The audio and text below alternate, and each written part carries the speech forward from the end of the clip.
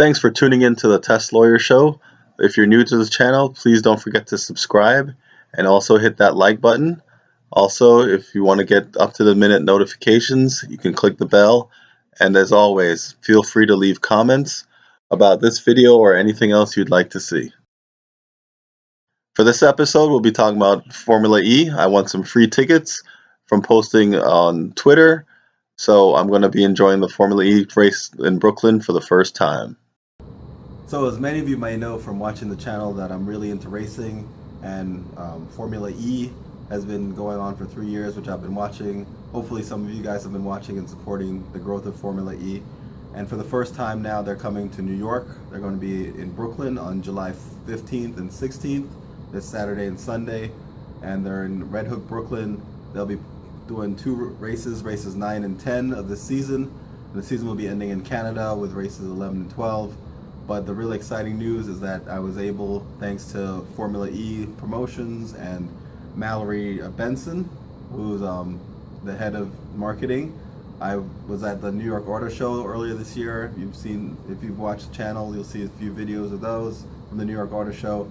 And I was able to win tickets by posting a photo of me with a billboard cut out and promoting Formula E coming to New York, which I really am actually pretty excited about. So it's pretty cool. I got free tickets, in part thanks to the show and doing this. I was in the right place at the right time. Was able to get that promotion. So I'm very excited. It's going to be pretty cool. So the event starts in Brooklyn around 7 o'clock. The Allen's E-Village opens up about 7 a.m. on Saturday and runs all day till about 6 p.m. It's going to be a full day of events for kids and everything. I'm really excited to see what it's like live and in person. I've been watching it online and through Fox Sports for 2 years now. I've had some really exciting racing. So practice will start at 8 a.m. and there'll be a full day of events, including a robo race, which is going to be going on between 2 and 3. Hopefully I'll be able to catch part of that, but also this autographs will be going on between 2 and 2:30. So I'll have to split my time between watching the robo race and trying to get some autographs from some of the drivers. It'll be really great to see them in person. Then Sunday, the schedule is a little shorter. The race is moved up to 1 o'clock to help make sure that it airs on Fox Sports at the appropriate time. And they won't also be having the robo race that day, so there'll be a few less events. But it also ends at 4 o'clock instead of 6 o'clock like the Saturday. But it's really exciting to have it come to New York and Brooklyn, someplace where I can actually see it. I think they've raced in Florida, so I don't think this is Miami, so I don't think this is the first time in the US. But it is the first time in New York. I'm really excited. I'm glad I was able to win those tickets. Thanks again to Mallory for choosing my tweet. I am excited about the Formula E for a few reasons. I mean, obviously, promotion of electric cars and EVs is great, and they seem to do a lot during the event, and they have been growing over the last 3 years.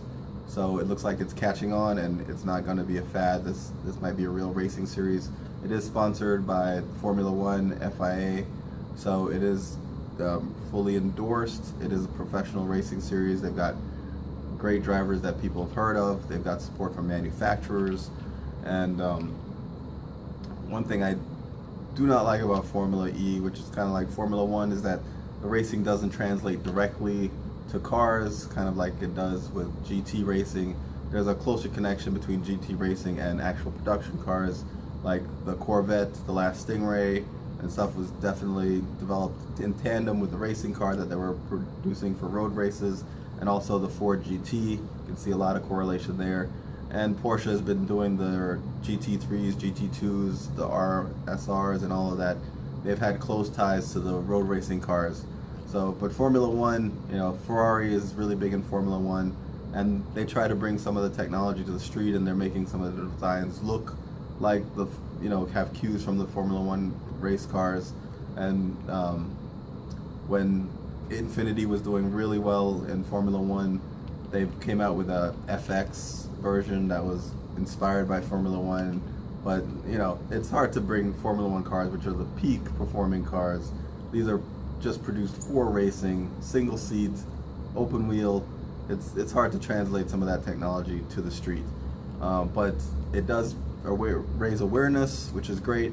And I mean, Renault Renault came out with their Clio Formula E Sport, the Renault Zoe E Sport concept. But I mean, for all intents and purposes, that's a concept. I don't see them really bringing it to the street.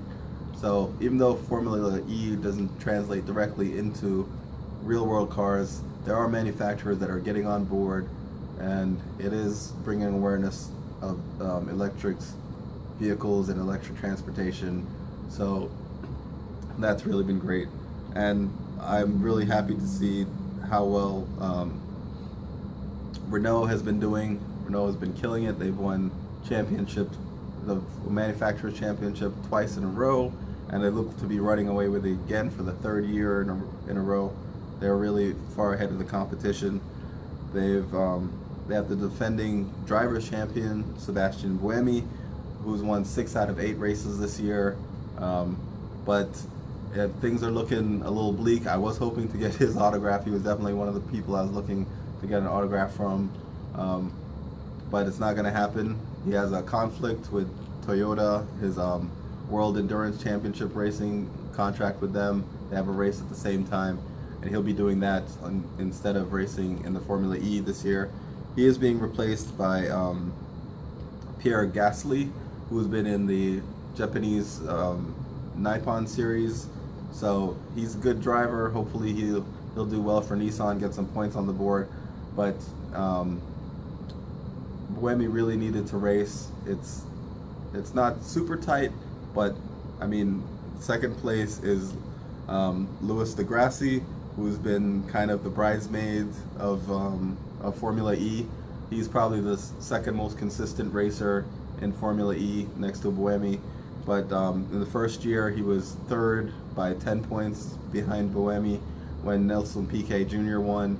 And then last year, he was only 2 points behind. It was a little controversial, but he got second place behind Buemi by 2 points. They did clash in the last race. So there is definitely a little bit of racer bad blood going on between those guys. And I mean, he has 2 races where if he gets high on the podium, you know, he's going to make up a lot of points, because Buemi is not going to get any points for these 2 races. And then with the final 2 races in Canada, it could actually make the Drivers' Championship pretty close. But Nicolas Prost is still running for Nissan or Renault. I keep going Nissan Renault because there is some controversy or some talk about Renault pulling back and letting Nissan take over the reins for the Formula E. It would be interesting to see if they do that, because Nissan does have the #1 selling electric car worldwide in the Leaf, and hopefully they'll be pushing the Leaf stronger and harder and doing more more promotion as the Leaf catches up. Hopefully this Leaf will have 250 miles range with bigger battery, and it looks like it's going to be sexier from the pictures that they're putting out. So I'm excited to see on September 5th what Nissan does with the Leaf and their reveal event, and that could be tied in also with some Formula E announcement that they're participating in Formula E. And Renault has had the winning combination year after year, and winning the Drivers' Championship, the Manufacturer Championship. So we'll see what happens with that. And Prost he's a great racer. He's also been very consistent, and I know he'll bring home some points for Renault, and hopefully he'll do well. So other than that, you know, like I've been saying, the manufacturers have been jumping into Formula E, like Audi. They've left Le Mans endurance street car racing. They've dropped their diesel hybrid LMP2 projects, and they're putting money into their into Formula E. They've actually announced that they're taking over with the team that they were working with, ABT, or I'm not sure how to pronounce it, sorry, ABT, who's been running the Formula E program along with Audi. They're still going to be partners, but Audi is taking the lead. It's going to be a works team, and this seems to be the way that Formula E is going, which is really encouraging and part of them gaining popularity. BMW has finally jumped into the fray. They've been supporting Formula E with by promoting their BMW i8 as using it as a they've been using the i8 as the pace car and doing other things during the events with their BMW i3s and i8s to promote the BMW i brand, but they haven't really gotten into racing. I would love to see the BMW i8 stripped out, just battery electric version, and running in the electric GT versus the Teslas. Maybe next year, who knows. I did talk, when I was at the New York Auto Show, I did talk to the E guys about this, and they laughed, but of course there was no confirmation or anything. They're not gonna announce that. So, but that would be pretty cool if they did something like that to get some more competition in the Formula E GT racing, not Formula E, sorry, in the electric GT racing. That'd be great to see some competition there. And also Jaguar joined this year. They haven't done super well, but they're coming out with the I-Pace and the E-Pace, which is a hybrid version and a full electric version of their sort of SUV vehicles, crossover vehicles. So that's interesting. They definitely are doing some research and development. And also Faraday Future jumped in with Dragon Racing. Their team, they have not done well either, but they're still learning. They did really well at Pikes Peak, beating the Tesla record for the new electric car record, production electric car record. But I mean, Faraday Future really isn't a production car yet. They're not selling any cars to customers, but they did give them that title since they do intend to produce cars. But it's not looking well. Their $1 billion factory or whatever that they were planning on building in Nevada is falling through. They're looking at other scaling back, making a smaller factory. I do hope to see them do something because it would be great to get more people into the market, but it's not looking very good for Faraday Future. They have a lot of contract lawsuits out there. But I guess just in closing, I'm really excited to be able to go and see Formula E live and in person, see how large the crowds are. It's coming to Brooklyn. It's going to be a great backdrop. They're going to be able to see the Statue of Liberty and the New York skyline from the races. Should be fun. I'll be tweeting some pictures and maybe some small video from there. I'll try to make a video of my experience at the Formula E races. So I just really looking forward to it. Thank you again to Formula E and especially Mallory Benson for choosing me for the free tickets. All right, so going on Saturday, July 15th. So expect a video probably early next week detailing what happened at Formula E. As always, thanks for watching, and please don't forget to like, subscribe, and leave a comment. You can also follow me on Twitter at Teslawyer Show, or email me at teslawyershow@gmail.com. And you can watch my previous video from the New York Auto Show about Formula E and coming to Brooklyn, or enjoy one of my other videos.